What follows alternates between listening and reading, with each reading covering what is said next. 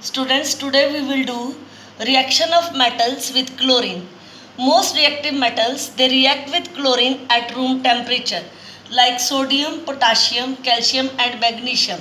They form their respective chlorides with chlorine at room temperature. Less reactive metals combine with chlorine on heating, like zinc. It combine with chlorine on heating and form zinc chloride. Iron 3 chloride is formed. Aluminium react with chlorine and form aluminium chloride. Copper react with chlorine and form copper 2 chloride. Copper here showing valency 2. Reaction of metals with hydrogen. Only very reactive metals react with hydrogen. Least reactive metals they do not react with hydrogen. Very reactive metals they react with hydrogen to form metal hydrides, and these are generally formed by passing hydrogen gas over heated metal. So metal is heated first, then hydrogen gas is passed, and this sodium hydride is formed.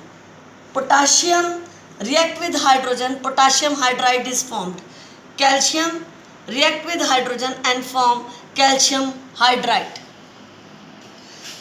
Next chemical reaction with metals is reaction with other metal salts, and this is displacement reactions. So iron, which is more reactive than copper, displaces copper from its salt solution and form iron sulfate and copper. Blue color is copper sulfate solution and green color is iron sulfate solution. Similarly, copper, which is above silver in reactivity series, it will displace silver from its salt solution and form copper nitrate and silver. Reducing behavior of metals. Reason is metals lose electrons to become stable. They act as reducing agents. For example, sodium metal reduces chlorine atom to chloride ion forming NaCl. Now what happens? Sodium and chlorine they combine together to form sodium chloride. Sodium it has one electron.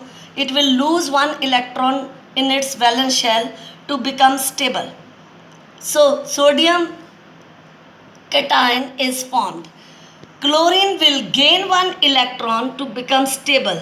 So chloride ion is formed. Loss of electron is oxidation and gain of electron is reduction. In this way, sodium cation and chlorine anion they combine together to form NaCl, which is ionic compound. Ionic compounds are those which are formed by combination of cation and anion. Thank you.